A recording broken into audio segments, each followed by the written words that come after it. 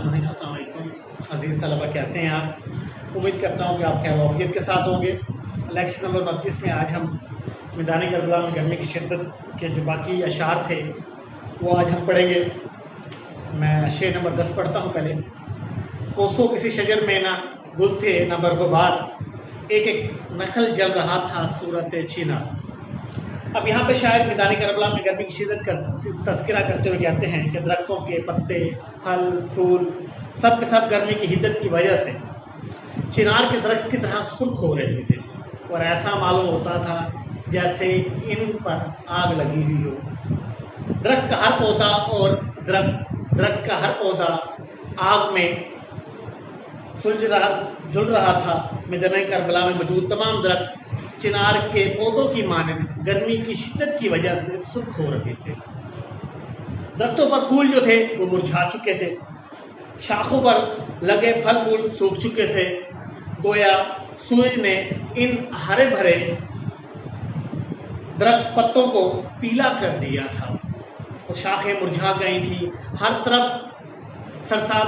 सरसब्जी या शादाबी का जो मौसम कभी हुआ करता था, जो इनकी तरोताज़गी का बाइस बनती थी चीज़ें, वो सारी के सारी सूरज की तपिश की वजह से सारी चीज़ें इनमें ख़त्म हो गई थी।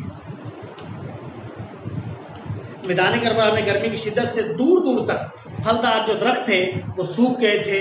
कहीं किसी दरख्त पर कहीं कोई फल कोई फूल न दिखाई नहीं देता था और इन फलों पर जो रस थे और इन फलों के जो रंग है जिनकी वजह से ये फल बहुत खूबसूरत दिखाई देते हैं, इनकी रंगत ख़त्म हो गई थी और इन फलों के अंदर जो रस थे वो सारे ख़त्म हो गए थे और सब के सब ये बदहाल हो चुके थे और इन पर तरोताज़गी ख़त्म होकर पसमर्दगी का राज था।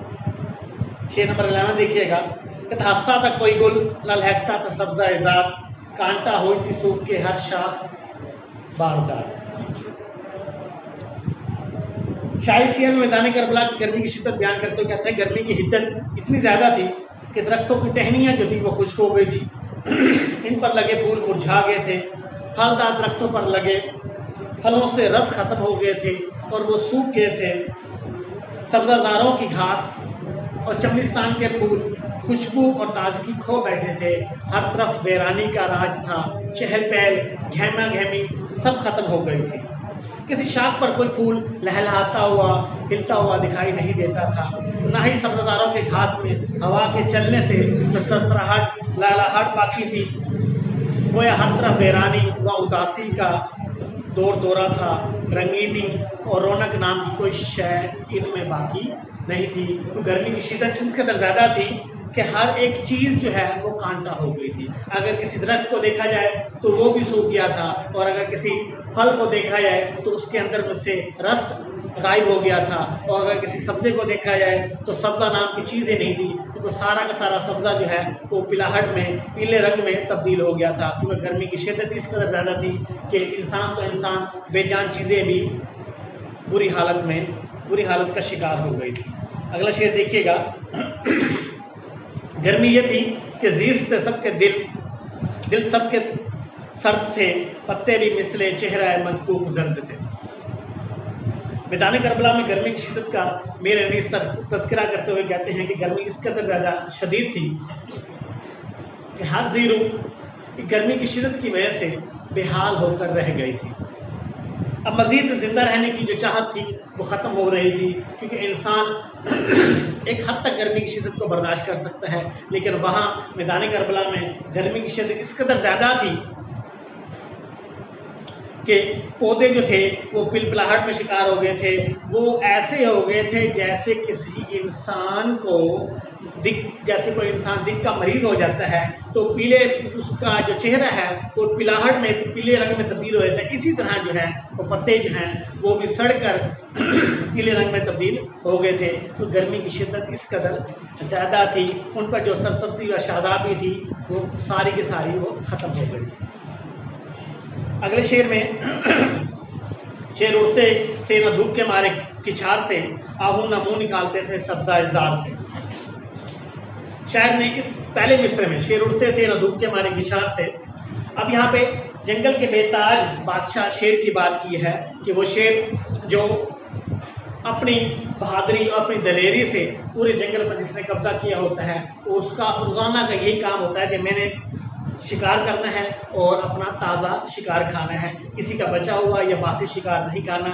वो हर वक्त बेखौफ बेखतर होकर पूरे जंगल में घूमता रहता है। लेकिन शायर बयान करते हैं कि गर्मी की शिद्दत इस कदर ज़्यादा थी मैदान करबला में कि अगर शेरों को देखा जाए तो वो भी गर्मी की शिद्दत से खाइफ होकर एक तरफ होकर दुबके हुए बैठे हुए हैं। उनके अंदर इतनी हिम्मत, इतनी ताकत नहीं है कि इस गर्मी की शिद्दत का मुकाबला कर सकें। वो अपनी बहादुरी, अपनी दलेरी को खो बैठे हैं। उनके नज़दीक इस गर्मी को शिद्दत का सामना करना मतलब मौत को अपने सामने पाना है।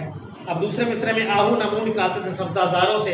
आहू हिरन जिसका हर वक्त काम चौकड़ियाँ भरना, छलांगे लगाना, मुसलसल चलते रहना और शेर से मुकाबला करना या शेर से अपनी जान को बचाते हुए मुसलसल दौड़ना।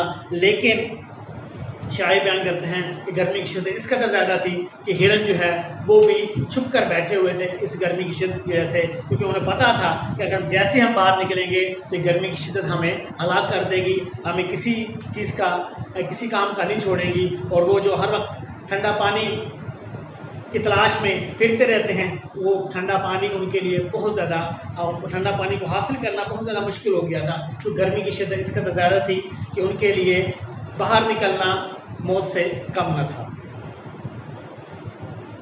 शेर नंबर 14 देखिएगा। आईना महर का था मुकद्दर गुबार से, गर्दों को तप चढ़ी थी जमीन के बुखार से।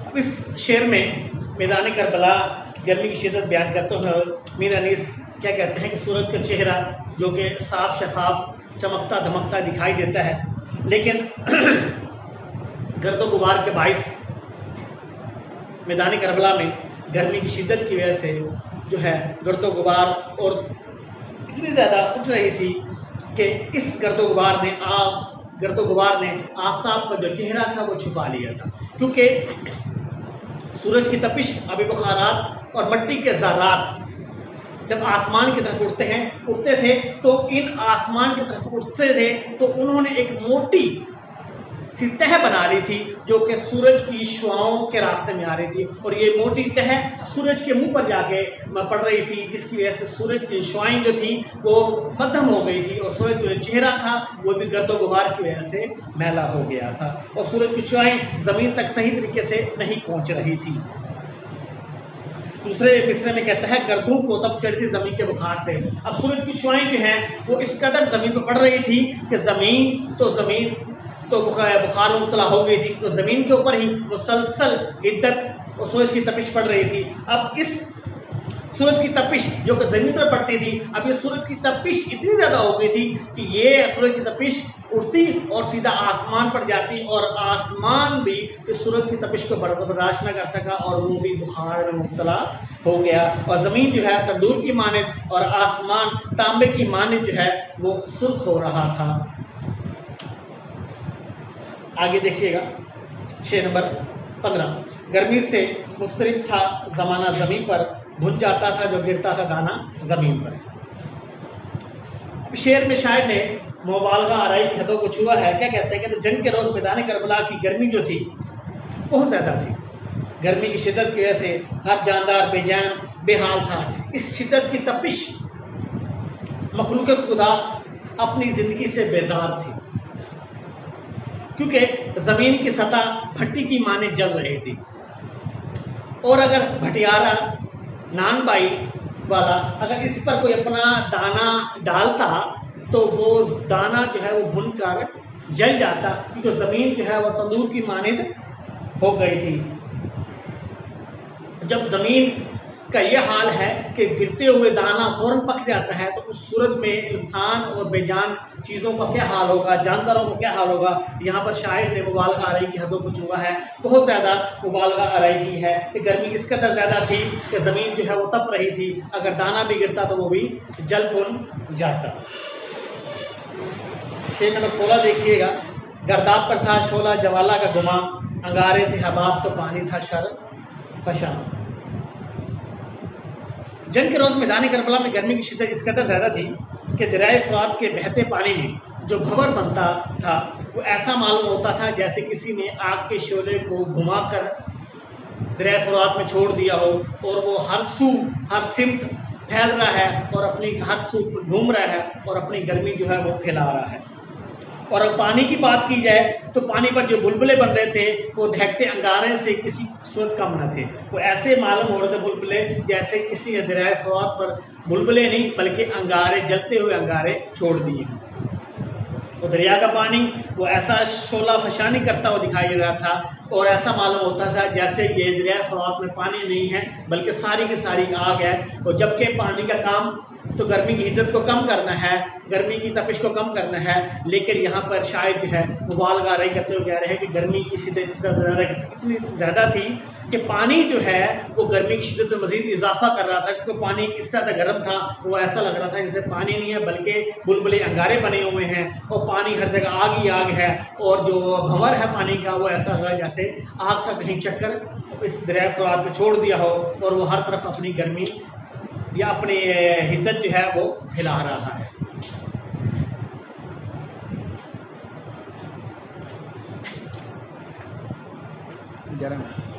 तो बेटा आज के लिए हम इतना ही करते हैं। मैं डायरी आपको लिख देता हूँ। डायरी जो है आपने नज़्म नंबर 3 और अशार नंबर आपने 2 करने हैं।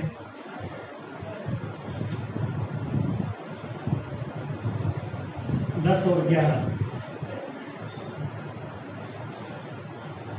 12 प्लस RP आपने ये करके व्हाट्सएप करनी। आज के लिए इतना ही। अल्लाह हाफ़िज़।